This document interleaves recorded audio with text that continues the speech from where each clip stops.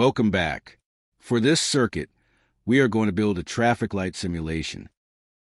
You'll need 3 LEDs, 1 green, 1 yellow, and 1 red.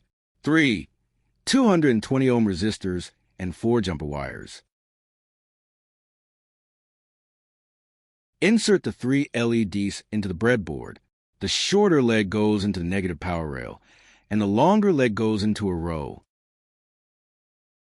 Insert one leg of the resistor into the same row as the long leg of each LED, and the other leg of the resistor into a row on the other side of the divider.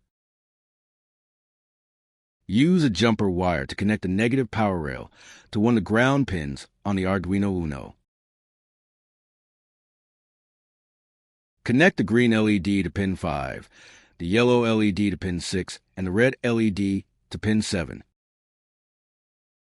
Once your LEDs and resistors are securely connected on the breadboard, your traffic light circuit is complete and ready for programming. In the next lesson, we'll write the sketch that brings it to life. If you need help, contact your instructor or use the chat button on the screen. See you in the next video.